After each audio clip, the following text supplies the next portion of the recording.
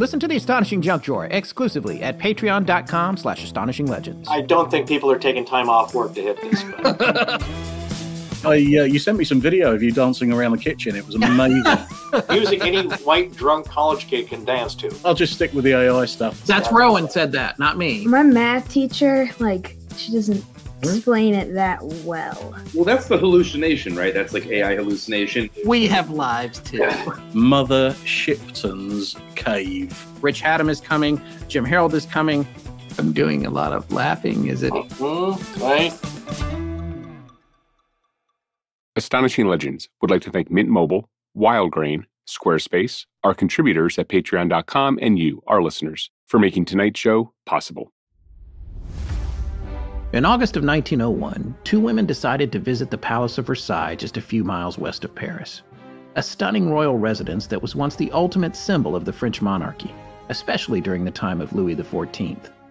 The visiting women confessed that they were not very familiar with French history when they went, but that didn't stop the palace grounds from teaching them a history lesson of its own.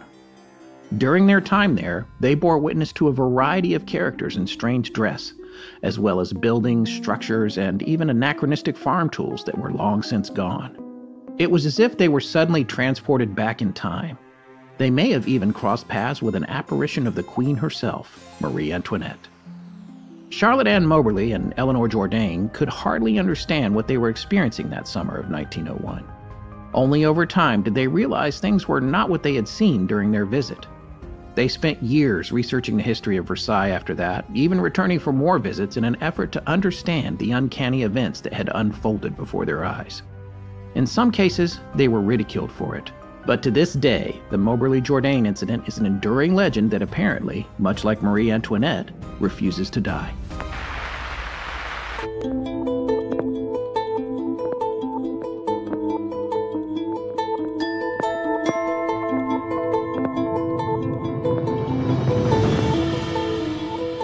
Welcome back to Astonishing Legends. I'm Scott Philbrook, and this is Richard Hatam. Seated on the steps was a man with a heavy black cloak and wearing a slouch hat. At that moment, the eerie feeling which had begun in the garden culminated in a definite impression of something uncanny and fear-inspiring. Eleanor Jourdain from An Adventure, 1911. Join us tonight for part one of our two-part series on the Ghosts of Versailles.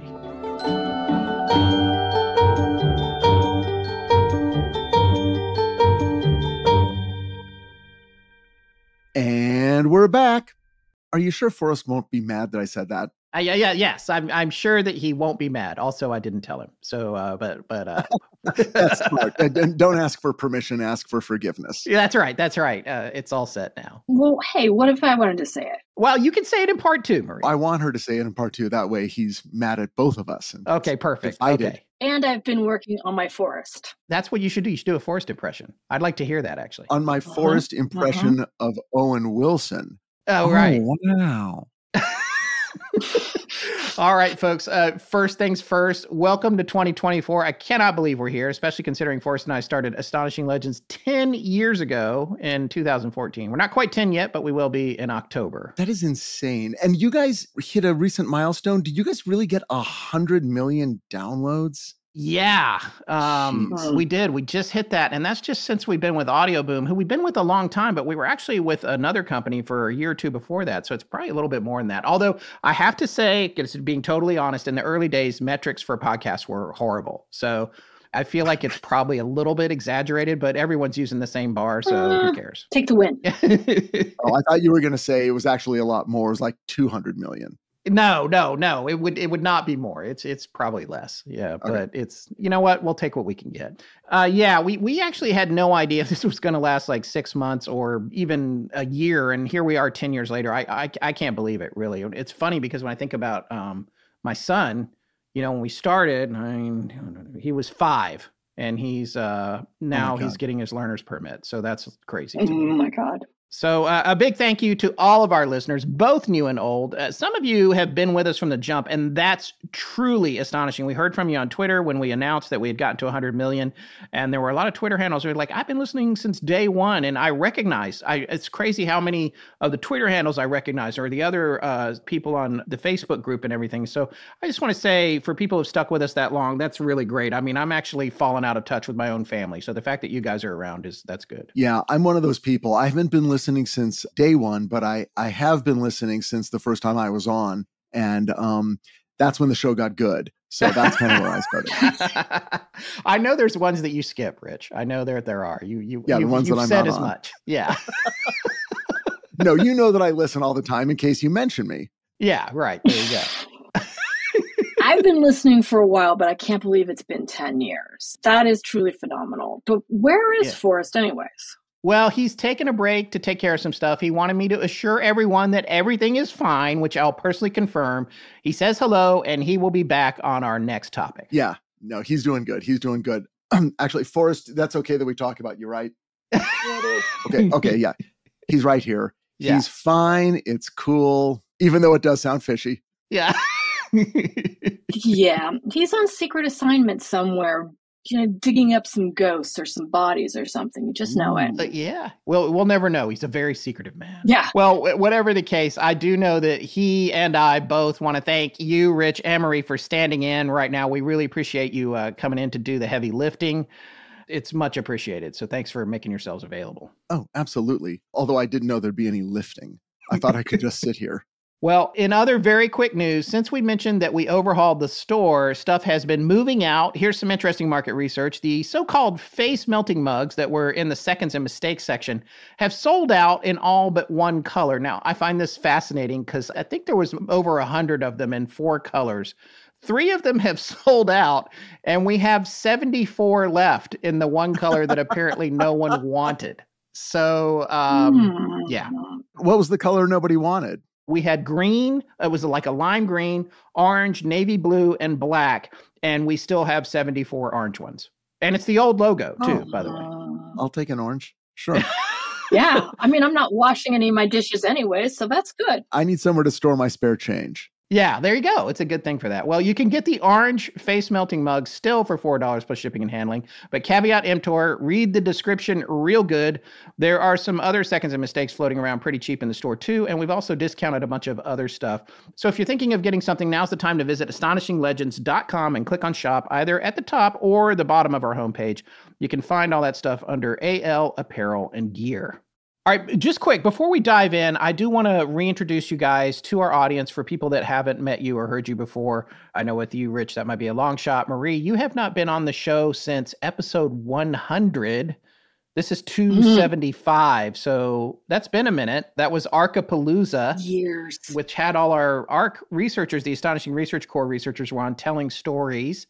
You came on that show, right? I was on that show, and it feels like it was just couple weeks ago, and again, thank you for making me come on this and making me feel old.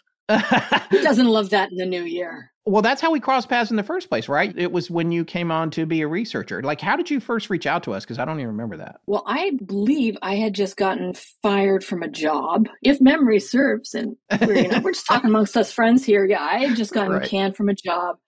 While trying to find other work, I was trying to find something to feel better and fill my time. And I'd been listening to you guys, and it was so early on that if you went on Patreon and gave you guys, I think it was $25, you would get all this access, behind the curtain access, and could become part of their research team if you wanted to and read their notes. And I was like, that sounds good. And, I had been listening to the last episode I had heard you guys were talking about Polybius, the video game. Yes, sorry. Yes, Polybius, yes. And you guys talked about rasterized images for 45 minutes or something. And I was like, here's my people. That, yeah. That's yes, good. I remember this. We were clearly having so much fun. And so I got on, and then Tess hooked me up, and then it just kind of went from there. And it was like, all of a sudden, finding a love of research and looking into all the weird stuff that, had been so enjoyable. And in the past, I got to actually do something with. So I know you might not want to say what your day job is, but you're kind of a forensic investigator, aren't you? Oh, I wouldn't go that far, but yeah, no, no, I mean, the funny thing is ever since, starting the research and working with you guys on the podcast and doing this type of stuff, I've become more employable, not just because I'm more pleasant to be around, as my bosses would say, but you find out all these skills that you can kind of use on your day job and looking into stuff and understanding stuff. And so it's been kind of a win-win. I wouldn't say, I'm 100% more employable, but, I'm working my way back. But in the meanwhile, you have started your own podcast, Whatever Remains. It's had 3 seasons now, right? 3 seasons. And each season is about a particular topic. My first season was about the supposed sonic attack in Cuba. Yes. Another season was Denver International Airport and the conspiracy theories and where they started from. Had a couple standalone episodes, one on the song The Irish Rover, the origins and behind that. And then we're halfway, I keep saying we when it's really me, but if I say we, it sounds like a more professional show. Halfway through the Circleville letter writer stories. And I've taken a pretty long hiatus.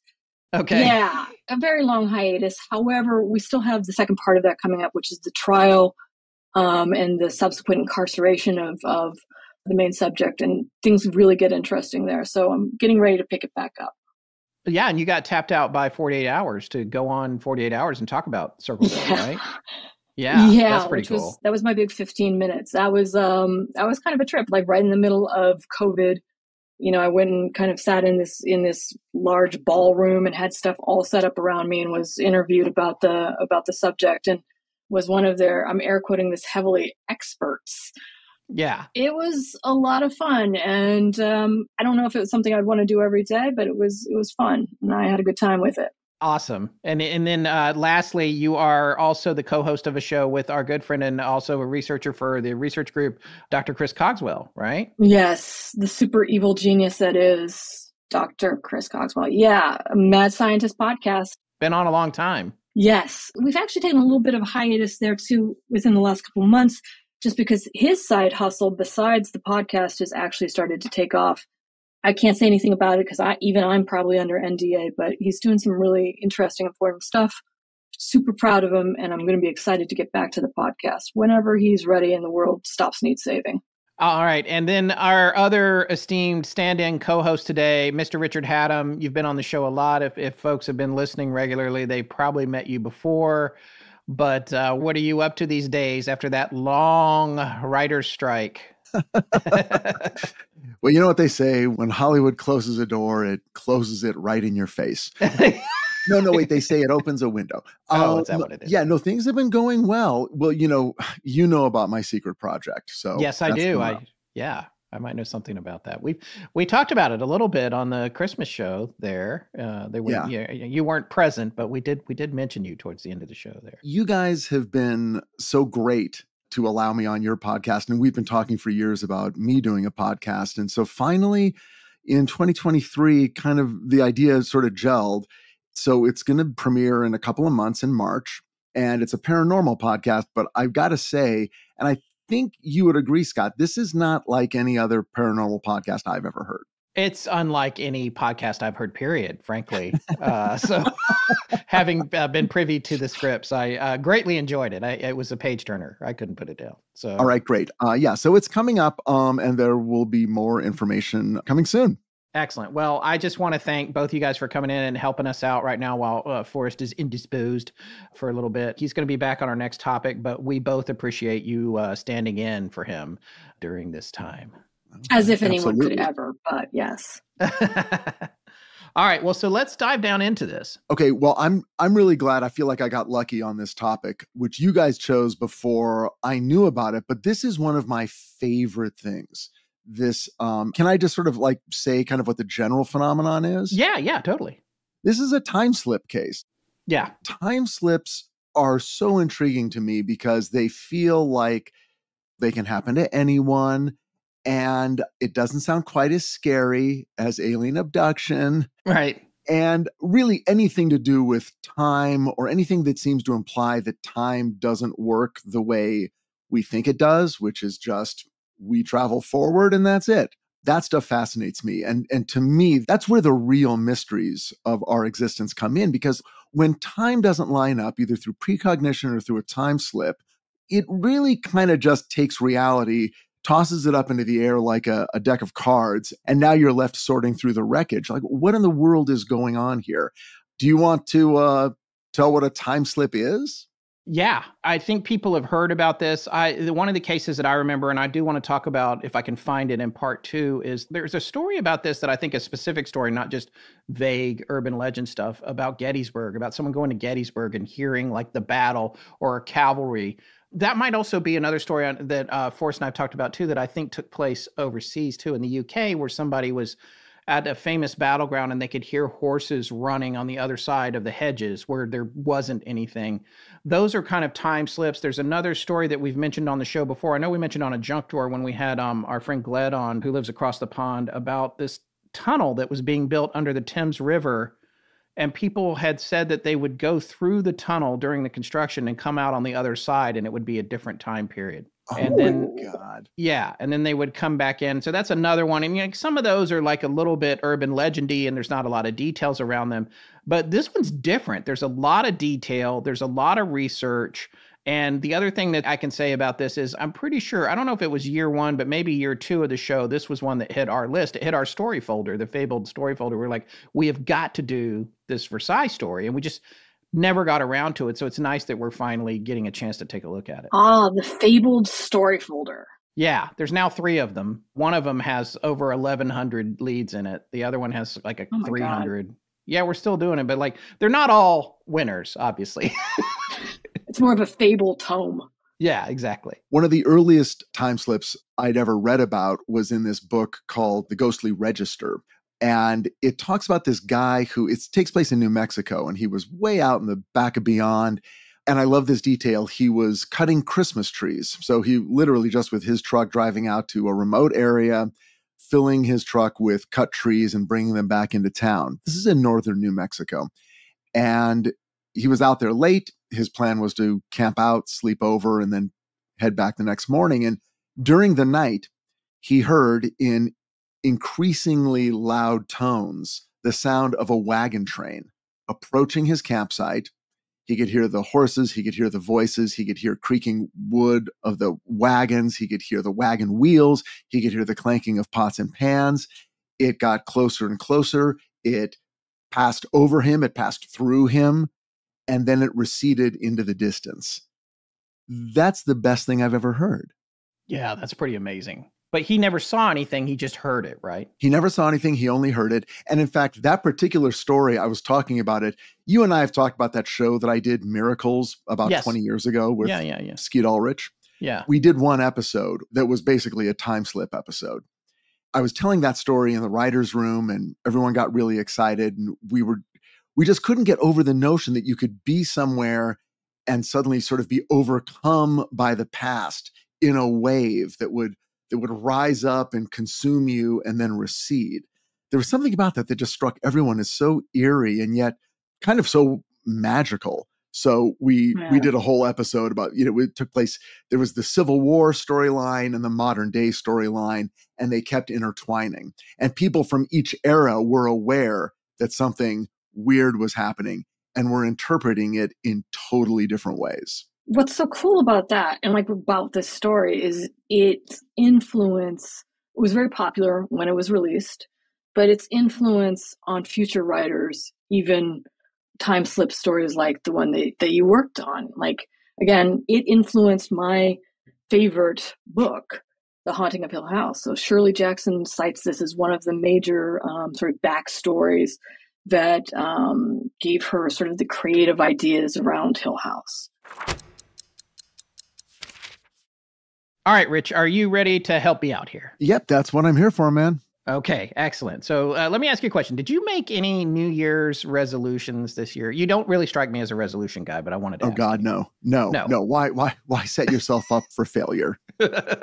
Well, I did make a few. For whatever reason, I do find it easier to try and take a new step at the beginning of the new year. And sometimes it works out for me, and sometimes it doesn't. Right now, I'm doing a dry January, but that's kind of a low bar because that's only a couple of weeks. And then I'm also trying to spend less money because I got more going out than coming in, I've realized. I'm going to do dried February because it's a shorter month. Okay. It's a little bit more realistic. And really, I'm going to try a dry February first. Yeah, I have friends who are doing damp, which I guess means they're drinking just on the weekends. But all right. I like it. I like it.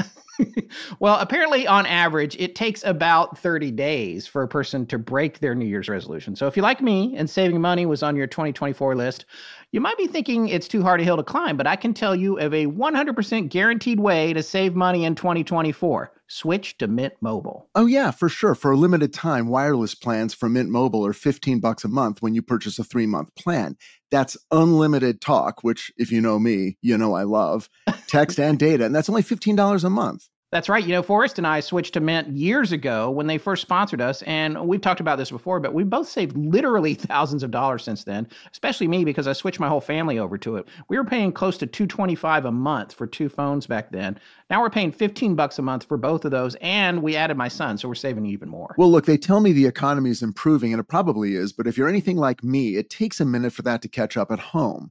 Mint Mobile is here to rescue you with premium wireless plans for just $15 a month. Say bye-bye to your overpriced wireless plans, jaw-dropping monthly bills, and unexpected overages, because you know what? I hate those. Yeah, it's like, whoops, you're out of data. Don't worry, we got you. And then the bill comes and there's like a $35 overage charge. No. Yeah, that's what I'm talking about. With Mint, you don't get those. All plans come with unlimited talk and text, plus high-speed data delivered on the nation's largest 5G network. Use your own phone with any Mint Mobile plan and bring your phone number along with all your existing contacts. Ditch overpriced wireless with Mint Mobile's limited time deal and get premium wireless service for just $15 a month. To get this new customer offer and your new 3-month unlimited wireless plan for just $15 a month, go to mintmobile.com/AL. Cut That's your wireless? Mint Mobile. Sorry, I jumped on your line. Go You ahead. ran up on me. Come on, man. All right, here we go. I'm so excited. That's mintmobile.com/AL. Cut your wireless bill to $15 a month at mintmobile.com/AL. Additional taxes, fees, and restrictions apply. See Mint Mobile for details. How'd I do? Yeah, you're doing good. I'm impressed. You're doing pretty good. All right, Marie, it's your turn to jump in here. All right. Okay. Seriously. So what do you want me to do? Okay. I want you to start with this first line right here. Start with that first line. Okay. This episode of Astonishing Legends podcast is brought to you by Wild Grain. Nice. Well done. Huh? Folks, Wild Grain has sponsored us before, and man, am I glad they're back because it's freaking delicious. Wild Grain is the first ever bake from frozen subscription box for sourdough breads, fresh pastas, and artisanal pastries. Every item bakes from frozen in 25 minutes or less, and get this is important, no thawing required. Seriously? That much? That's good. That sounds great. But how is it really? Well, like I've said, they sponsored us before, and Forrest and I both loved it. I think we went on and on about their croissants before, which I had some this morning. But they also have amazing sourdough and the freshest pasta with clean ingredients you've ever had. And that's the thing about pasta. I'm kind of a carb junkie, I'll admit it. I don't drink sugary beverages, but I am a sucker for bread and pasta, so Wild Grain is right up my alley. But the thing I learned from Wild Grain is that you just don't realize how processed and mediocre the vast majority of the bread and pasta you get is, in this country anyway. It's really subpar. But Wild Grain uses 30-year-old sourdough starter for their sourdough, for example, and it is magnificent bread. All of their loaves are hand-shaped and slow fermented for over 20 hours. Their bread helps you absorb more nutrients thanks to the lactic acid, and they keep your gut biome healthy thanks to prebiotics. Gut biomes. So what does that translate to?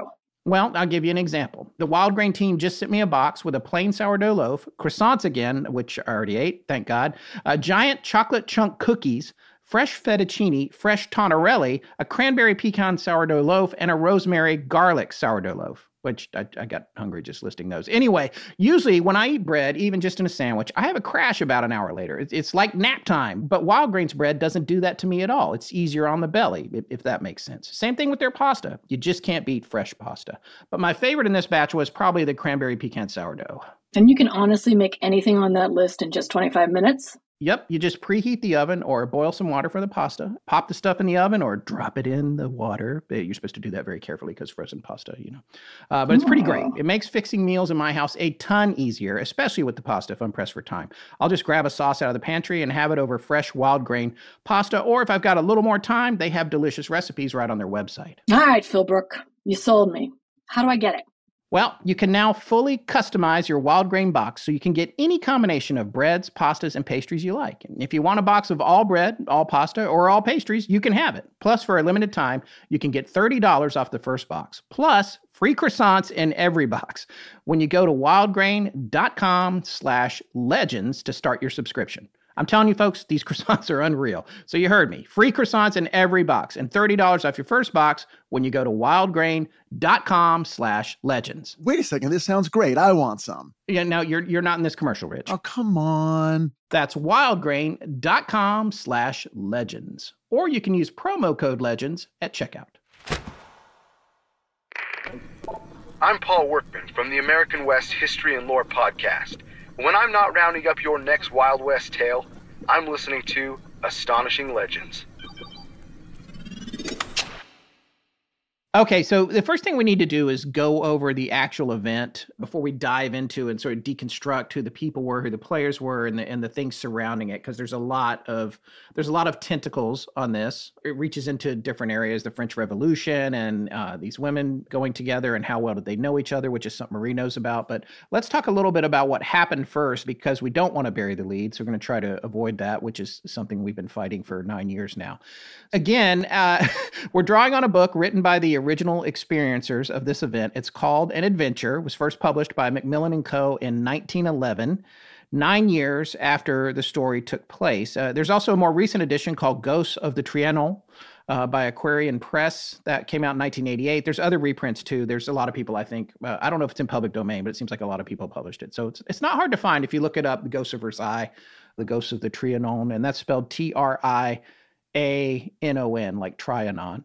On August 10th, 1901, two British women, Charlotte Ann Moberly and Eleanor Jourdain, or Jourdain, they're British ladies, took a self-guided tour around the Palace of Versailles in France. Now, they readily admit that they were not really students of French history, and although it's somewhat of a sacrilege, they found the Palace of Versailles itself, in a word, boring.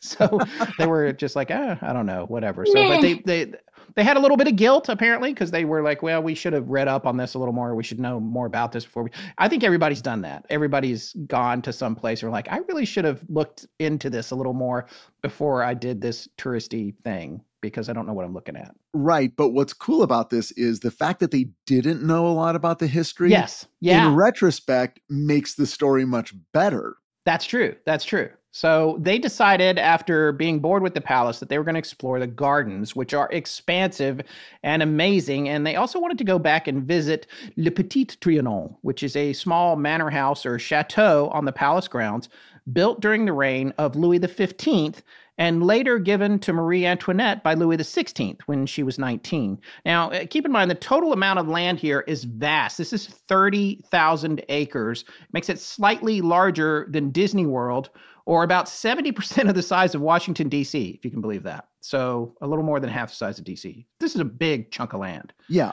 Walking around there is quite an undertaking. It takes a minute to get around to different places. I think one of the points they make is that it's not impossible to get disoriented here. So when things got a little weird, it didn't necessarily set off a ton of alarm bells. They were, like you said, trying to get to the Petit Trianon. They got lost. I guess they became aware that they maybe weren't on the right path.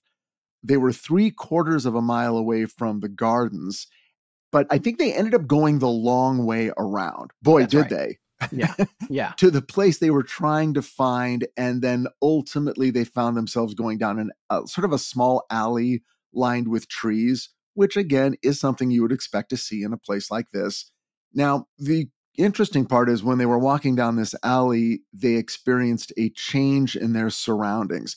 I'm going to jump ahead just slightly and say that in the narrative that's laid out in the book, they make it very clear that while they were having this adventure, as they call it, they were chatting about their own lives. It's like you're walking through a park talking to a friend, right?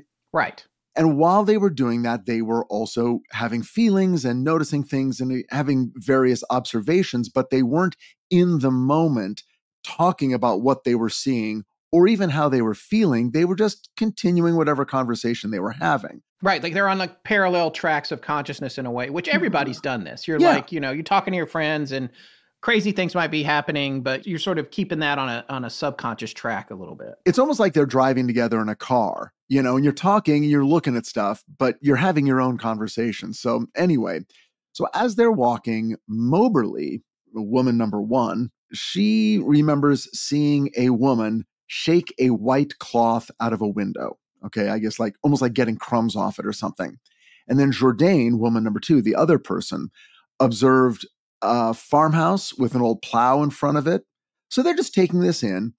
Now, later it's going to turn out that each of them were seeing things that the other person was not seeing.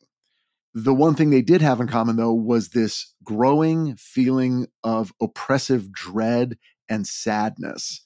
Now, they both were feeling this way. Neither knew why. Neither knew the other person was feeling it. So this is stuff that comes out later when they start comparing notes. What's interesting about it is they're both feeling it, but they see different things. Or one person sees something and the other person sees something else. But as they start to walk further along, they actually both see two men who they initially referred to as palace gardeners because they had a wheelbarrow and some other gardening tools and were standing near them just off of the path. Moberly later describes them as being very dignified officials dressed in long grayish-green coats with small three-cornered hats, which were somewhat of the time, and a little bit almost overdressed for gardeners, but it was Versailles. They asked these men for direction, and the men told them that they could go straight to continue to find Petit Trianon, which is where their destination was. The one thing of interest in having these discussions with the gardeners is that they asked them a few different times, or they tried to engage them, and they always gave the same response back in the exact same tone or the exact same way. So it was almost like they were non-player characters in this whole event. And they didn't NPCs. They didn't really, it did strike them as slightly strange, but they didn't really realize that at the time, and so they just continued on. Jourdain spotted an old stone cottage with a woman and a girl standing in the front door. And as it's quoted in the book, they both wore white kerchiefs tucked into the bodice, and the girl's dress, though she looked 13 or 14 only, was down to her ankles. The woman was passing a jug to the girl, who wore a close white cap. End quote. So the girl was looking up at the woman with her empty hands outstretched. Jourdain couldn't tell if the woman was handing the jug to her or if the little girl had just given it back. But it felt very odd, like it was all of a sudden the motion had stopped and they were just like sculptures just sitting there, like a tableau vivant. And we'll later on explain what that is for those of you out there who don't know, and why it could be a clue depending on what you think is happening to these two women. So like we said, they're seeing different things here. Moberly didn't see the cottage or the two women, but reported feeling a change in the atmosphere when they were in that area. Again, describing everything as unnatural and lifeless. Now, at this time, they came upon a garden kiosk sitting in the woods, so dark they couldn't see past those woods at all. And again, they're still having these oppressive feelings. But more than just dark, Moberly described the woods as, quote, flat and lifeless, like a wood worked in tapestry, end quote. Meaning a forest worked in tapestry. I'm clarifying because when you first hear it, you hear the phrase woodworking. Not what we're saying here. The wood is the term for woods or a forest here. So she's saying the trees are flat and lifeless, and she described it as intensely still. Now, and this is something, Marie, you and I had talked about that goes back to Skinwalker Ranch. Not the Skinwalker Ranch series we did, but when we had Linda Godfrey on, God rest her soul, she passed away, but she came on and talked about her book, Monsters Among Us. And there was a story in there about folks who saw a wolf come out of the corn outside their house, and then it turned and it was one-dimensional. It was a line. It was like a two-dimensional line. And one of the things that Marie and I were talking about when we were researching this was like, that's what they're saying here. They're kind of saying these trees are flat, like they're in a tapestry. Mm-hmm. Like it's a set in a play or something. Yeah. Right. Right, which is crazy. These other characters that they're meeting or that they're seeing, they're not having any kind of full interaction with them. Right. And so, again, that comes back to the whole NPC, the non-player character vibe. Now, and then there's the kiosk. A kiosk, to me, that's where you get a map of the mall or directions to a car park, but that's not what it means here. It's an older definition. I went to look it up. It's the American Heritage Dictionary talks about the origin of the word kiosk comes from the Turkish word kiosk, which originally referred to a kind of open pavilion or summer house in Turkey and Persia, often built on a hexagonal or many-sided base. The upper classes of the Ottoman Empire would enjoy entertainments and view their gardens in the comfort of such buildings. So that's the kind of building they're talking about that they came up to here. I wish that we had gotten the translated version, or I wish the book had been written in a way. I guess back then you could use French phrases and people in England would know what those phrases meant because they'd all been in and out of France enough times to know at least some of the vocabulary. I don't know any French at all. And when they would quote what people were saying or when they would use phrases, they didn't translate it. So I was just sort of like, well, okay, so somebody said something in French and then. Well, I want to tell you, Rich, and I can do this here because I have the book in front of me, but also there's an app on the iPhone called Translate that you never use. No, but it's so cool. It will look through your camera and identify text and change the language of the text. So you can just hold your camera up to the text. And then you say from French to English, and you can, and that's how I decoded. I took French. I shouldn't have to do this, but that's how I decoded some of the French that was in the adventure or an adventure. It would have involved your phone. It would have involved slightly more work, and of course, that was too much for me. So right. Well, but they didn't even with the French that they were hearing, and I think it was from the gardeners, and I think later on too, they didn't recognize it right away. Like they had trouble translating it. Right. So I have a feeling, even though you didn't translate it, it may not have been, maybe there was something about it that wasn't translatable or readily translatable. They said that it was accented. So it was almost, and I think they thought it was like an Austrian accent or something. So it was, there were two levels of translation that had to go on even in their minds. So anyway, so thank you, Scott, for explaining what the kiosk was. Yes. The Turkish origin of the word kiosk, a pavilion of some kind. So not a gazebo, but a more substantial structure that I guess you can't see through. So anyway, so they see this kiosk and next to it or near it, they see a guy wearing a cloak and a large shady hat. And they describe him as having a dark complexion with scars from smallpox and a horrid expression on his face. So clearly he is memorable. Okay. Now, later on, when they were comparing notes, they both saw this guy and they both experienced him the same way. They both were like, this guy is scary. Okay. But one of the scary things about him was that he didn't look at them. He was sort of looking through them. Yeah. So I think there was something strange about this encounter. Clearly, he was not someone they wanted to go up and talk to, and they didn't. But I think they also registered that he was perceiving them in a way that gave them a feeling of the uncanny. Let's put it that way. Yes. And that's something that actually has come up before. It reminded me a little bit of the 8th episode of our show of Astonishing Legends, which was literally the first one we ever recorded, The Devil in the Diner, which is Paula Pell's story about being with a friend of hers and seeing a strange man in a diner in uptown Manhattan in the small hours of the morning. But both her and her friend, although they weren't saying it to each other, had a super visceral experience that they didn't know they were having until they kind of panicky left the restaurant and were outside talking about it. There's a lot of parallels there between that experience they had and what these women talk about, not just with the guy in the cloak by the kiosk, but some of the other stuff that's happening here that I thought was kind of interesting. Yeah, and I think this makes perfect sense. Because when you're hearing the story secondhand, you're like, well, if you felt weird, why didn't you say something? But I don't think people do that. I think people, especially when it's more of a visceral, almost sensory reaction, it's not like, hey, that guy was raving in the street and he walked up to us and he was like, I thought he was going to take our money. It's not that. It's just, I've got a bad feeling, and people aren't really comfortable articulating that. People usually don't go, you know what? I'm sorry. I've got a really weird, unexplainable feeling that I can't articulate, but I feel bad. Can we leave? Because you're afraid people are going to go, what's your problem? We're having a nice time.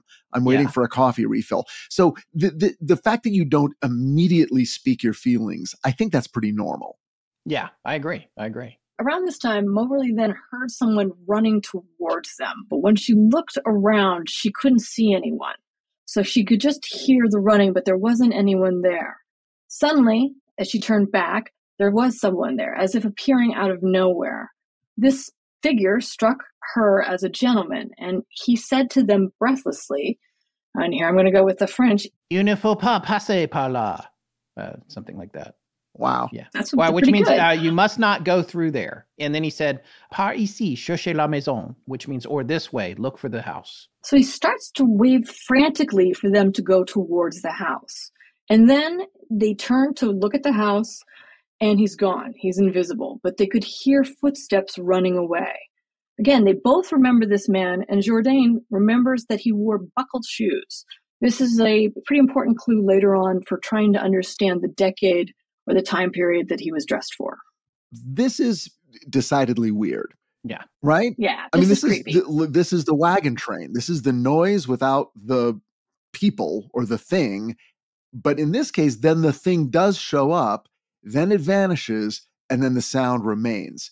So this is a moment where you're sort of like, wait a second, isn't this maybe when you turn to the person next to you and go, hey, where did that dude go?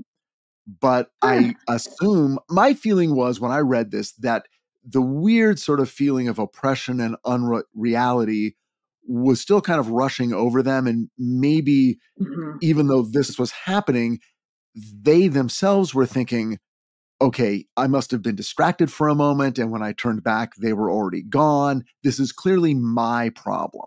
Well, yeah, and I think that they maybe were still thrown trying to understand what he was saying. Because again, he comes running up, they perceive him. He says this, don't go this way towards the house, and then is gone again. And I'm thinking that, it's like you said, that they're just thrown. They still have this weird feeling around them. And so they're just sort of trying to get to the next save point to keep the game metaphor going. But it's just, It feels like they're almost on automatic in some ways. Well, and I just love cherchez la maison. It's like, look for the house. Talk about uncanny. There's something uncanny about that instruction. It's like, we know why you're here. All this other stuff that's happening, you got to watch out for these. This is, it's Alice in Wonderland situation. And you're going the wrong way. You're going the wrong way. Cherchez la maison. And when I think about that, I did think about Alice in Wonderland. The funny thing is that Macmillan and Company that published this book also published Lewis Carroll. That's one of the things that put them on the map, along with Rudyard Kipling. And because I looked up the publisher. I thought that was pretty interesting.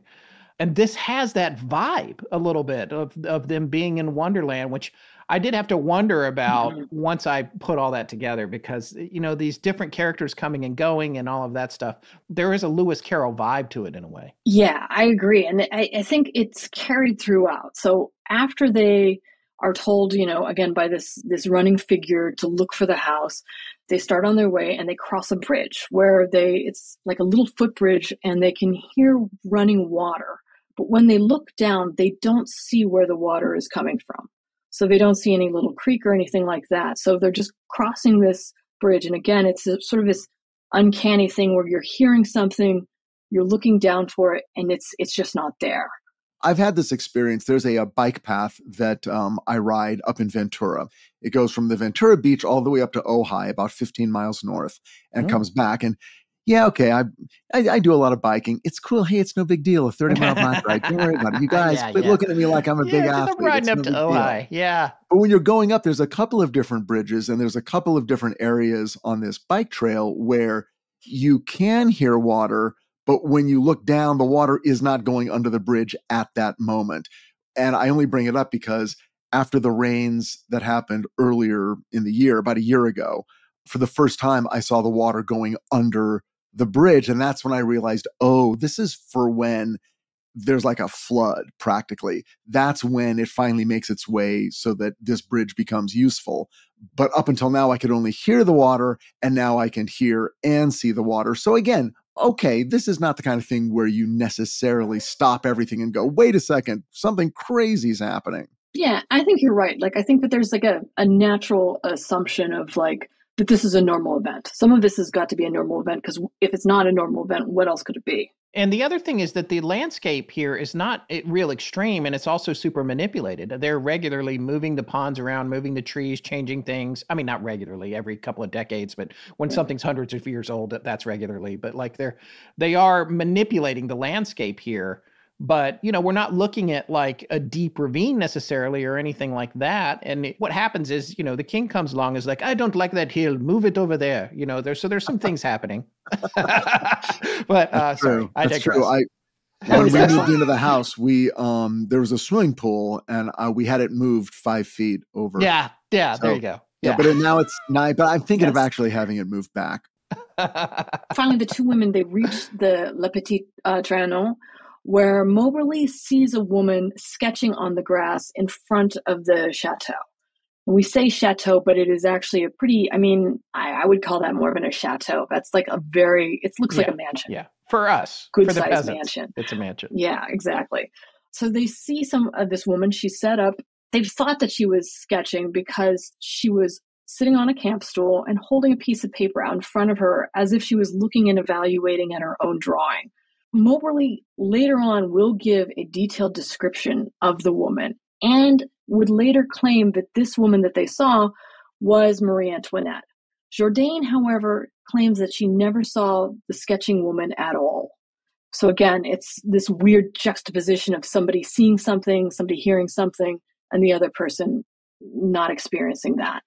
That is one of the biggest creepy things to me about this. And kind of, again, you can see where later on authors will pick that up, like a specialized haunting. And I know that's something that you and Forrest have gone into quite a bit, is like you can experience something and no one else is hearing or seeing it. That's an important thing, because a lot of people, especially at that time, were saying, well, the reason that their stories don't jibe is because they're making it up or they're changing their details later down the road. But what we know from modern hauntings is that a lot of times people are seeing it, and we even have electronic evidence of this, where people are hearing EVPs that other people in the room did not hear, but one person heard it and it's on one of the devices, but another person who was right there didn't hear it. So we actually have proof that this can happen. That explanation never holds water for me. If you were making the story up, they would both be experiencing the same thing. The fact that some of them saw one thing, or one of them saw something and the other one didn't, but the other one saw something else, actually works against our natural credibility listening to a story, because it makes it even more impossible. It's like, well, wait a second. You were seeing this, you were seeing that, and then it doesn't make any sense. If you wanted to convince someone, you would go, okay, we both walked in, we both experienced this, we back each other up. I'm her witness, she's my witness. Yeah, that one doesn't fly for me. Yeah. It's what makes it even more uncanny and unsettling, that something could pick you to hear or to see it and no one else could see it. To me, that's definitely uncanny and unsettling. This podcast is brought to you by Squarespace.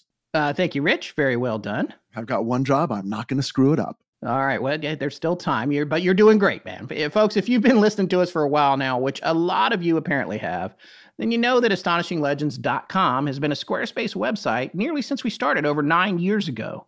When they first sponsored us, they comped us a year of service, and after that, it was on our dime, and we're still with them. I think that's the best evidence of how great we think Squarespace is. So Astonishing Legends has been on Squarespace for 8 years now? Yep. We've never seen another service that can compare to what they do for us. And I get the feeling we're going to need to be building another website here pretty soon for a new show on the Astonishing Legends Network. And you better believe Squarespace is going to be the home for that one, too. I think I know what you're talking about, you sly dog. Yes, I do. I mean, you're about ready to launch, right? Yes, my podcast will be coming out in a little over 2 months. All right. See, here's what's so cool. Squarespace has a feature called Fluid Engine. This is the coolest thing ever. It's a next generation website design system. It's never been easier for anyone to unlock unbreakable creativity with it. You simply start with a best-in-class website template and customize every design detail with reimagined drag and drop technology for desktop or mobile. There are limitless possibilities, and it's built in and ready to go on any new Squarespace site. Okay, so this all sounds like technical stuff to me, and I'm excited about my website, but I don't know how to do any of this stuff. This sounds pretty cool. Yeah, well, that's the great thing about it. It makes it easy for you to use and easy for anyone to do. It used to be if you wanted to build a website, you had to know a little bit about how to write code. Squarespace has taken all that and banished it to the nether region. So that's the great thing about it. And by the way, they also have analytics, which is great, especially for you with starting out with a new website, because you want to know when people are coming to the website, what they're into, what's bringing them back, and what are the things they're clicking on the most. Nothing is more important than that when you're starting out. figuring out that discoverability and what you can do to draw more people in. And the analytics that Squarespace has built in can help you build a marketing strategy based on top keywords or your most popular content. So you know me, okay, I'm a big fan of books. There's going to be books involved. Can I build in links so people can find the books I like through my Squarespace website? Absolutely. The website templates are flexible with designs for every category and use case. You can customize your look, update content, and add any feature you want to fit your needs. In fact, we have links to books built into each dedicated episode page on Astonishing Legends right now. And we also have other customizable features like built-in maps that show the area we were talking about and embedded players so you can listen to podcasts right there on the website if you want. We can do that on your page as well. Okay, this is all sounding really cool. Where do I sign up? Just head over to squarespace.com for a free trial. And when you're ready to launch, go to squarespace.com/legends to save 10% off your first purchase of a website or domain. And use the code legends at checkout. Okay, so squarespace.com for the free trial. And then when I want to launch my website, squarespace.com/legends, that'll get me 10% off? That's exactly right. Please use a special URL so they'll know that we sent you. Nice. Hello, Legenders. This is Chris Williamson. And when I'm not chasing Earhart, I'm listening to my buddies Scott Philbrook and Forrest Burgess on Astonishing Legends. Now back to the show. So they eventually walked around the house looking for an entrance, and then they encountered another person. This was a young man who saw them. They interacted with this guy, and he told them the entrance to the house was around by the, oh my God, Scott, what is it? How do you pronounce it? Cour d'honneur, which is would be the heart of honor, literally translated, but it basically, I think, means courtyard. Okay. Oh, thank God you're here. All right. Oh, thank God for those 5 years, man. Yeah, those 5 years stuck with you well. For the first time. Okay. So Jourdain says that she thinks that he appeared to be mocking them about how to get into the chateau, which is a little weird. Like, I don't know if the assumption is they should already know how to get in. Yeah. Or they were peasants. Or yeah, maybe they didn't belong and there. And they didn't know. Yeah. But again, just looking at the fact of it, it's almost like, well, if somehow they went back in time, wouldn't this person be surprised to see them? But this person was not. He sort of made fun of them. Okay. Right. They get directed to go around the front. They go around the front. They both said when they got around the front, they had to wait for a wedding party that was arriving. So now there's an entire wedding party. Yes. The wedding party goes in, they go in after, and they had a brief look around the rooms before leaving and then getting into a carriage that was available to begin their journey home. Now, the carriage was a real thing. Yeah, right? That was a normal present day carriage. Yeah, that took them out of there because they needed to get the train. Yeah. Well, I don't know. I mean, it's like the episodes you guys do about, the hitchhiker getting into the ghost car. Yes. Yeah, exactly. But this wasn't that. They got into a real thing. Yeah. So during the last moments of their time at Le Petit Trianon, they continued to both have an oppressive feeling of dread, but they kept this experience to themselves for a week until later Moberly asked Jourdain if she thought the Petit Trianon was haunted.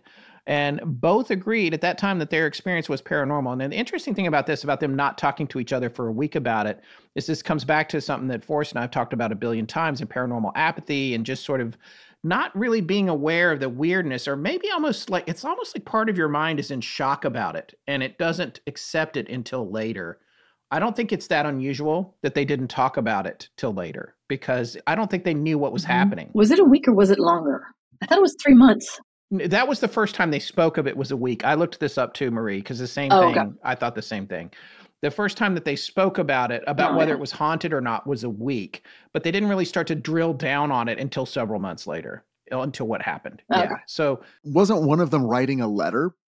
Yes. And thinking about it. So this is great also because it speaks to the time. Yeah. A few days later, one of them is sitting down to write to someone about going there, and they're thinking back and they're trying to relate what it was like.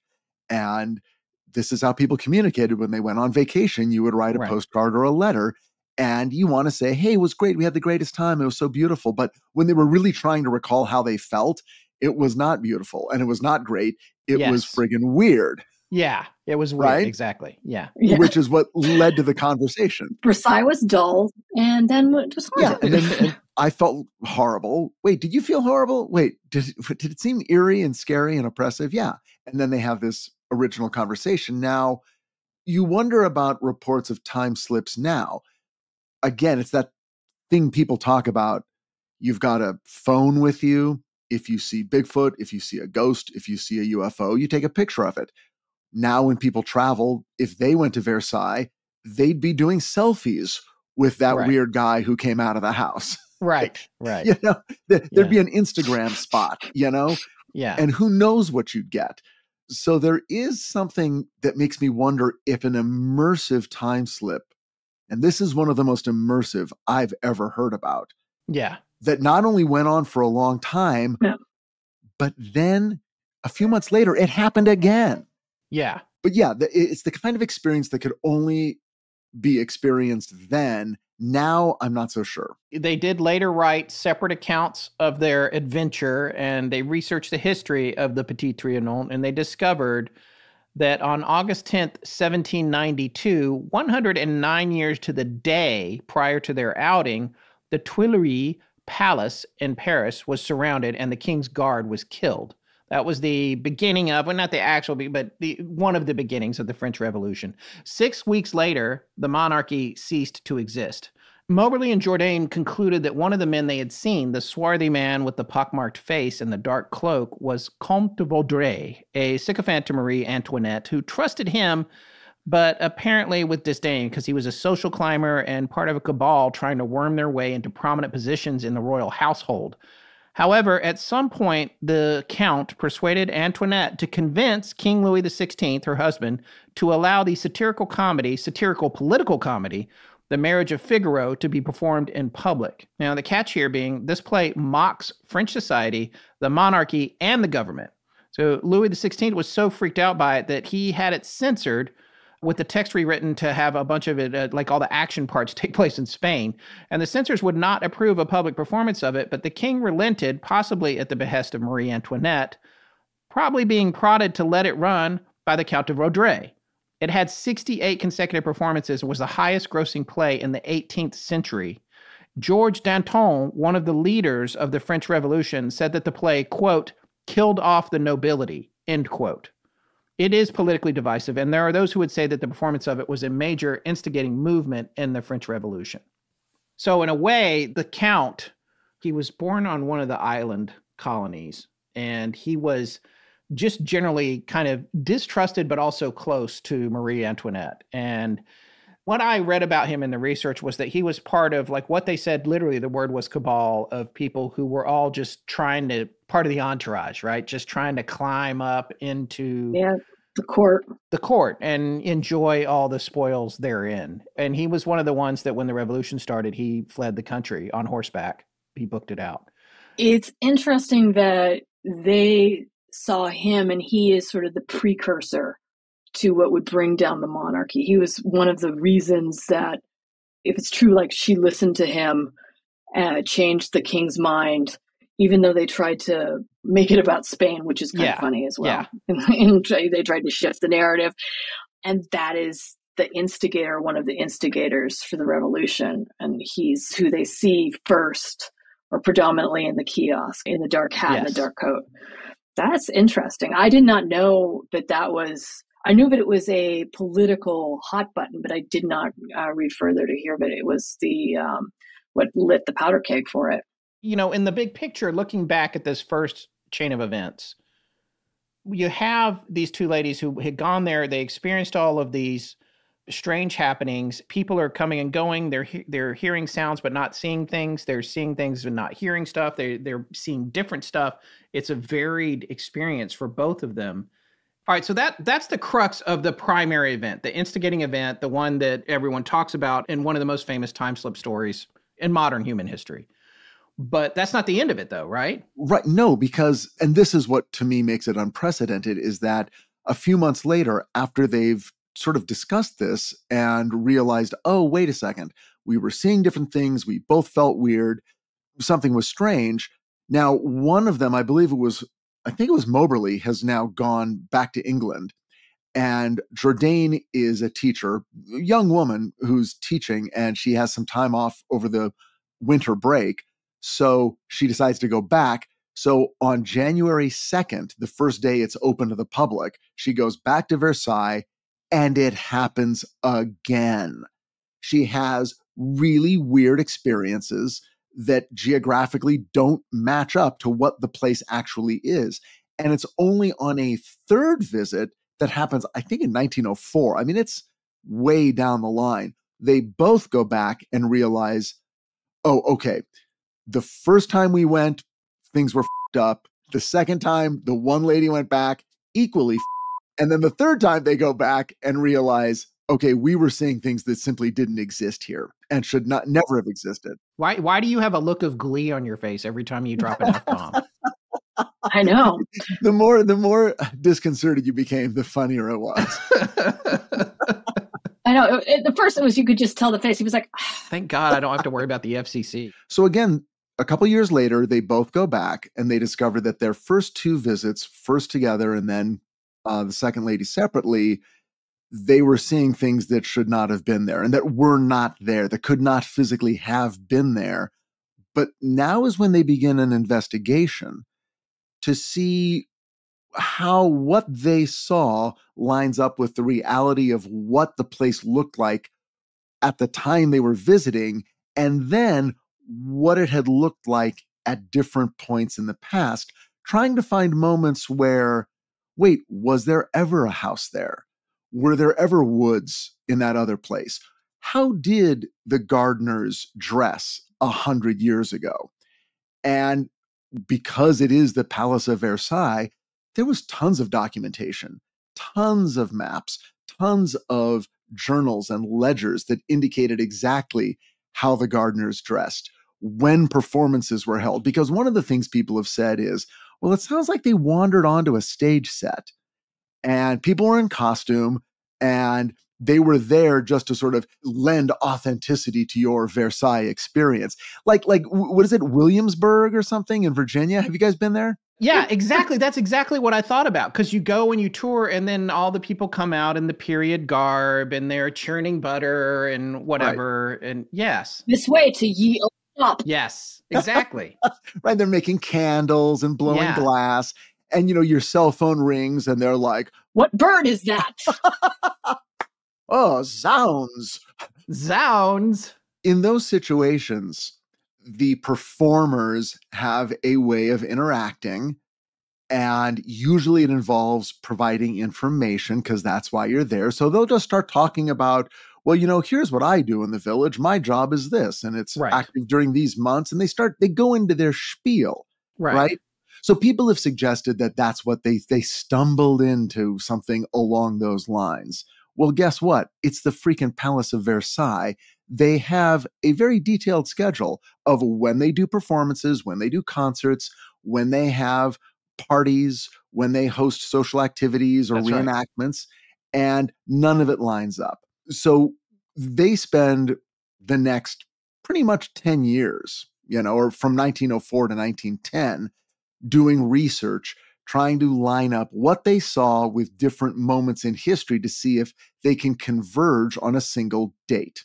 I think what's interesting is that you bring up, like, they spend the next 10 years. So this whole thing, since it first started, it's been going on, like, closing in on 16 years. But what I think is also really relevant for this story is when they took this trip to Versailles, they didn't really know one another. Yeah, what's the background on these two, Marie? Because I know you know more about it than I do.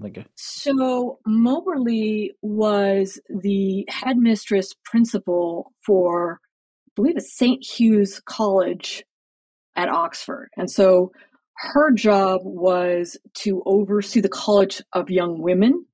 And this was, again, in early 1900s. It wasn't a scholastic or a academic posting. It was more like she came from a good family. She had a good reputation, and she basically was like a house mother to what started off, I think it was just like 4 women when it started, but it grew from there. So really, when you're, again, Victorian England, you're sending your daughter away to college, which is almost an unforeseen thing at that time, unmarried, unchaperoned. a young lady would be under a dormitory or living in a house or a college. And this woman, Moberly, had all this responsibility and sort of all of this authority, but like she had to be from a good family and she had to have a lot of trust and very reputable, right? Like you can't go around telling ghost stories or having people doubt your word and still be the head of this college. So at this time they were looking for I guess it was like a vice principal, and they recommended Jourdain, who was in France. And so she goes out to visit her, and as a way of getting to know one another, they do kind of France's greatest hits, right? So they'll go to all the different locations in France, and they both said that, and this is kind of where I would start to kind of maybe question it a little bit, is they didn't have much education or much knowledge about France or these monuments or history. Jourdain had relocated to France, was running sort of a finishing school in France, and was a Francophile. So she was very much into French culture, but the details of Versailles probably maybe were not as well known to her. She goes to visit her, and this is one of the trips they take. So they don't really know one another. So combined with like all of the weirdness that's happening to them and why didn't they say something to one another at the time, they don't really know one another, right? So it's sort of like somebody that you've met, that you work with, that you may work with. It's sort of like a job interview. And you're just trying to feel one another out, say, hey, is this going to be is a good culture fit, etc. And you have something weird happen. It may not be something that you just kind of decide to disclose right away. So these women were saying they were in their 20s? Jourdain was 16 years older than Moberly. Moberly was, I want to say, in her 30s. Maybe we'll have to look it up. Jourdain had actually gone and had a college education and graduated with a history major. Moberly was born in 1846 and Jourdain was born in 1863. So at the time this first event happened, Moberly was 55. And and then Jourdain was 38. 55 and 38 when it happened. Important to point out that they were also considered spinsters. Right? They are now too old to get married and to have children. And this was a reputable avenue, was to be a teacher or to run a finishing school in France or to be sort of the headmistress or the principal of a women's college. For our listeners who might not be familiar with that term, like what exactly does a spinster mean back then? It's a great word. So basically, you are too old to be married and you're too old to bear children.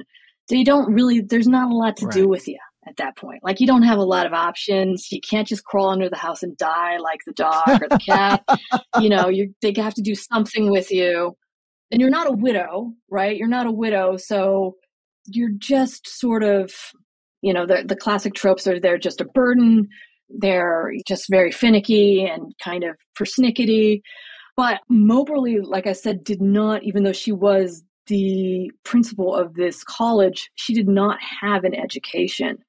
Even at that time, women who were enrolled in that school in Oxford couldn't attend classes or may not be able to attend classes because the professors, it was up to their discretion if they wanted them to come in and join the class. If they did join the class, they had to sit way far back, sort of in the nosebleed seats, and they could be basically overruled or booed by the male students. So I think it's sort of, again, like the spinster comes in as almost a social cliche for what do you call someone who didn't fit a stereotype at that time, or who didn't fit what is a normal wife, a normal mother, a normal Victorian woman at that time. And it's unmarried, could be educated, but was somebody who didn't have a lot of, I would say, agency or autonomy, and someone who really, surprisingly, normally would not be listened to in relaying this type of story, which is something we'll get into, probably in part two. Well, I was going to say what you're talking about is maybe what, how society felt, but that had no reflection on who they actually were as people or what their individual experience was. It sounded like they were both working and they were respected in their fields and they were, went on vacations and later when they were doing their investigation, people were happy to speak with them. So, spinster always brings up like unfortunate associations in our mind because of, books and, fairy tales and things like that. But it sounds like these two women were part of society. They were flourishing in their given careers, and they had enough money to go on vacation, and they were having a good time. Mm-hmm. Again, I do find it interesting that they were not showing up at Versailles, having read tons of books. Yeah. And it's like, I want to see this and I want to see this. They were kind of like, look, we're in France. Like you said, we're sort of crossing things off our list. We don't even know if we want to go to Versailles. It's kind of far flung. Couldn't we just hang around and go to a cafe and eat croissants? And they end up going to this place. I mean, I know this feeling. I think anyone who's been on vacation knows this feeling. You're like, well, we're here, so we're supposed to go see the thing and listen to the pre-recorded. It's like when I go to San Francisco, there's always someone who wants to go to Alcatraz. And I'm like, we've been to Alcatraz a million times. No, got to go to Alcatraz. Take the boat to Alcatraz, get off, take the tour, put on I went to London with my family, and everybody's like, did y'all go on the eye? It's like, no, we didn't go on the eye. All the things you're supposed to do. And the joke, of course, is if you live in New York, you've never gone to the Statue of Liberty. Right. Because why would you? You live there. It's just a thing. You're going to work. Yeah. So they were in tourist mode. They're trying to have a good time. Yeah. But at the same time, it's like, well, all right, we're here. Let's go look at this place. Oh, it's a little bit cloudy today. The atmosphere is a little close. They were just trying to get through their vacation. Yeah. And that's the background mentally and emotionally when this stuff occurs, that for them, it takes them a while to even realize, wait, the stuff we saw, was that part of Versailles? Like, I don't know, maybe, I don't know. And then when they looked into it, they discovered, no, what they were seeing was not part of 1901 Versailles. Did you just mansplain spinster to me?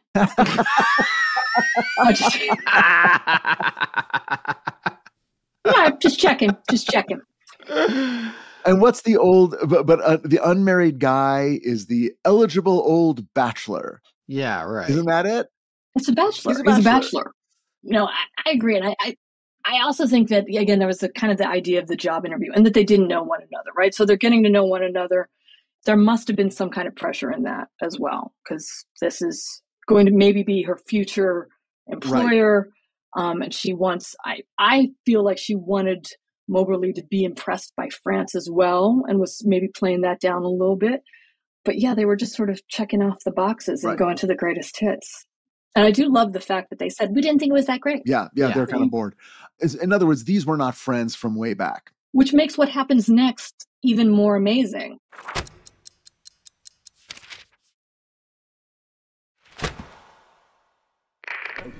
Hello, everyone. I'm Dan, and this is Astonishing Legends. Let's get back to the show. I can't remember what the status is, what year, what thing happened, but I do know from learning a little bit about the French Revolution for these two episodes that after the French Revolution, all of the furniture, everything was auctioned over the course of a year that was in there. So in 1901, I don't know, it might have been a lot of empty rooms. There's museums in different parts of it now, but at the time, the palace might have been sort of empty. I don't know. Well, Napoleon won, they rebought a lot of the stuff. Oh, that's right. Napoleon fixed it back up, right? But they didn't get it all back, did they? I mean, they spent a year scattering it. I'm sure that there's a lot of real estate there they had a whole room just for silverware. Yeah, right. Well, that was in the Petit Trianon, but I mean the palace itself. It's like you have an entire room for silverware, so it might be hard to rebuild that from scratch. You know how I'm always bringing in the other books. So I've got this one here, the Encyclopedia of Ghosts and Spirits by John and Anne Spencer. Yes. It's a paperback I've had for 25 years. Okay. But I recall that there was a chapter about time slips. So preparing for the episode, I'm like, let me go check out the book. And they've got a chapter where there's, paragraph long, there's maybe 20 of them, famous time slips from different places. But listen to this. So this is the very first one that is mentioned. An artist at Versailles. And I'm like, wait a second, is this the story? Yeah. Well, it turns out it's not. This is a time slip at Versailles after World War II. Oh, wow. So now we're almost, 40, 45 years after what they're talking about. Yeah. Okay, so The palace had been damaged in the war. And according to this story, there was renovation and repairs going on, trying to get it back to sort of a way where people could come and visit it and it would look pretty nice. Okay, so there was an artist there. The assignment was to go to the undamaged rooms and make sketches so that they could then use those as a basis for redecorating and restoring the places and rooms that had been damaged. So according to this book, the artist entered a stateroom, which he described as most beautifully furnished and hung with tapestry. The windows were draped with silks, and one of the chairs in the room was described as gilded. It was not until he left the room and was outside in the grounds that he realized that he had been in that room every night for the past week, and that it had always been totally bare, no tapestries, curtains, or furniture. So as he was wandering around, he wandered into this room, and it was only when he left that he was like, wait, I've been in that exact room, except it was very different. So what did he experience? Was he seeing a vision of the room's past? How far in the past? Just before it was destroyed in the war, or going back even further? So Versailles has many, many ghost stories. We're covering one, but apparently it's kind of like you said, Scott, it's like Gettysburg. You go there and you've got an okay chance of experiencing something. Right. And I want to go there now. It sounded like they started casually talking about the event to some people. Then they decided, you know what, let's stop talking about it. Let's go step by step through what we saw and see if we can figure it out. And then they did what was an impressive investigation. Like, it was not casual, and it took a long time. And yes, they went through libraries and museums. Like, they had to do some real archival research to figure out what they had seen and when it could have been represented in reality at Versailles. And then I do like later in the book how they say that they would meet people who would then tell back to them part of their own story. It's right. Like, well, we heard that someone saw this, this, and this. And they're like, yeah, that was us. Yeah. Yeah.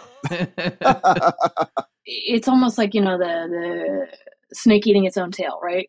So they get the people relaying their experience back to them. But then also it's like, well, how much of that investigation was real investigation, and then how much of it started to get more fanciful? Because there's certain things in there where they're finding stuff up chimneys.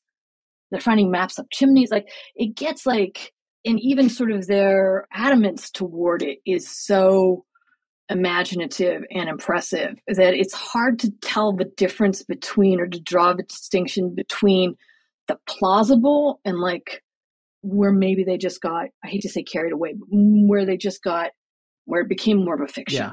It feels like it was one thing, and then it just sort of almost became something else. Are you saying there's parts of their investigation that to you felt like they're just making this up? They didn't really find that information that backs that up? It feels like they started it, and there's rigor around it, and they're finding stuff. And then at a certain point, they start to find more specific stuff, and it almost becomes confirmation bias. Like, they start to look, they maybe are starting to influence what they're reading or what is coming back to them. And then at the end, there is this one episode where they find a map, and the map is hidden in a chimney. And that I was like, that's far out there. But it's not that I don't think that a portion of their research wasn't accurate. I think it was. I think that there was something else going on with it at a certain point as well.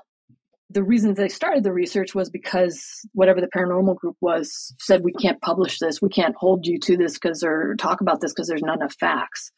So I love the fact that they went and did the research, but I don't know. I feel like there's a certain point that they started to become kind of an echo chamber for some of the stuff as well. Right. The book itself was a hit.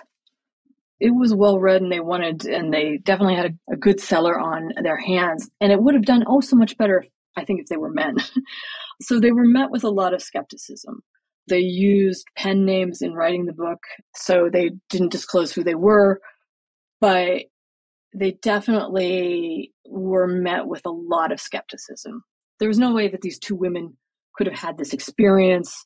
They must have imagined it. It must have been, there was a lot of different reasons that they felt they could explain it away.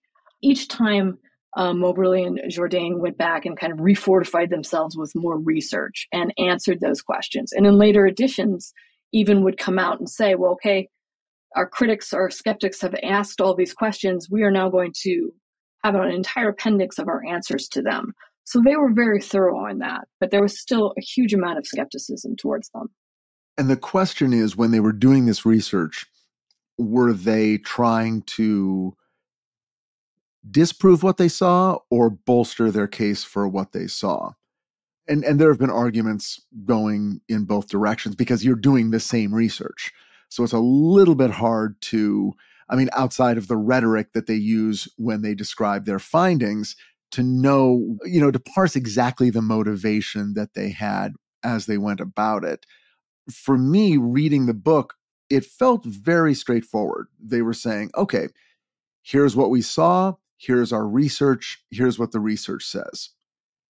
It doesn't feel like they ever triangulated a single day, a single event.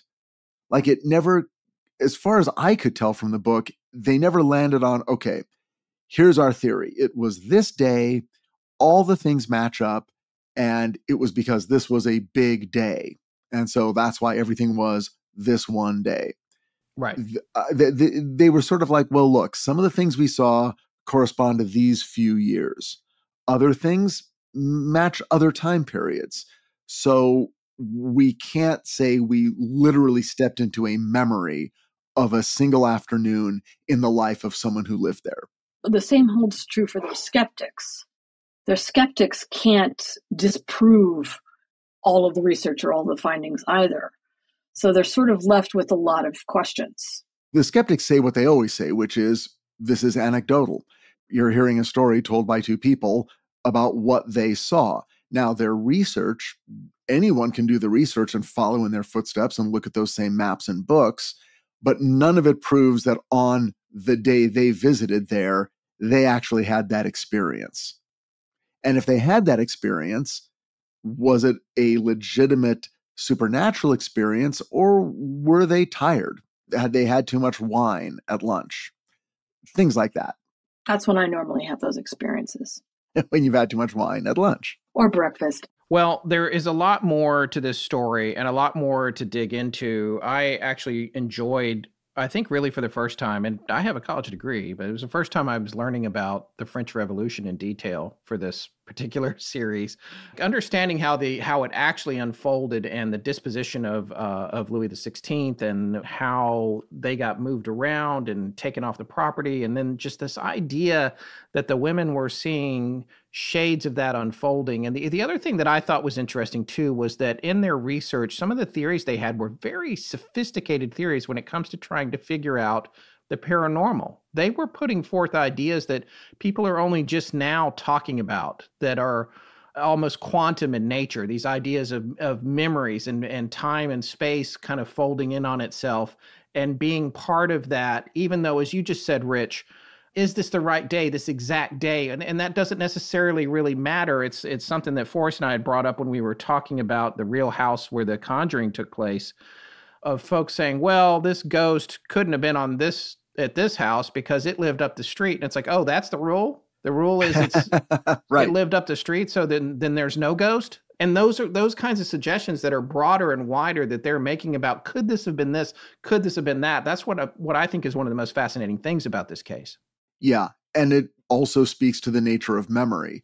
Yes. If I talk about a memory that you and I shared, Scott, some place we went or something we did, we may have slightly different stories and remember them different ways. And those memories change over time. So to say that they stepped in to someone's memory of an event, which is why they felt it emotionally, even that doesn't get you as far as you'd like. Right. I agree. Well, folks, that's going to wrap up our initial discussion here on the Ghosts of Versailles, or the Ghosts of the Trianon, or Le Petit Trianon. There's all fun words to say. That's the most French I've gotten to use since I took it a long time ago. What we're going to do when we come back for part 2 is talk a little bit more about who these non-player characters might have been and what the save points might have represented. and this encounter that these ladies had and all the research that they did and how it was received. Rich and Marie, I want to thank you so much for stepping in this week and filling in for Mr. Burgess while he's away. And I hope you guys will come back next week so we can dive deeper into this. Absolutely. My pleasure. This was fun.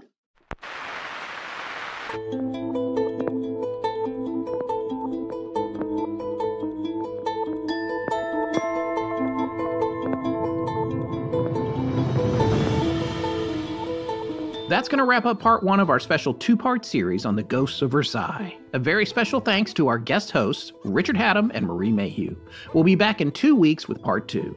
With Forrest out of town at the moment, Tess and I have free reign over the junk drawer, so Patreon members keep an eye out for a new one of those in the meantime. And if you haven't already, find and subscribe to the other 2 shows from the Astonishing Legends Network, Scared All the Time and The Midnight Library, wherever you get your podcasts. Astonishing Legends is edited by Sarah Voorhees-Wendell at VW Sound and co-produced by Tess Feifel, who is also head of research and the social media manager. Our technical producer is Ed Vicola, or as we call him, the Mechanic. Special thanks to our announcer, John Boland. My name's spelling. Hi, I'm Chris Williamson. Paul. Hi, I'm Dan. WORK. And I give permission to Astonishing Legends MAN. Galaxy-wide in perpetuity. Paul Workman. Our theme, which is available as a ringtone, was composed by Judson Crane at foundermusic.com. All other music and sound design for the show is composed and created by Alan Carestia. Our logo was created by Tommy Beaver Design, and our animated graphics for social media and YouTube are done by Joshua Sloan at deadstreetproductions.com. Every episode going back to September of 2020 has a transcription available on its corresponding webpage at our website. Earlier transcriptions can be made available upon request to astonishingcontact@gmail.com. Astonishing Legends would not be possible without you, our listeners. Visit our store at astonishinglegends.com or interact with us and other listeners on Instagram, Twitter, Discord, Facebook, and YouTube. You can also visit us at patreon.com/astonishinglegends, where patrons have access to additional bonus content, including the Patreon exclusive show, Astonishing Junk Drawer, which is available every week. The main show is not. No part of this show may be reproduced anywhere without permission. Copyright Astonishing Legends Productions. Good night.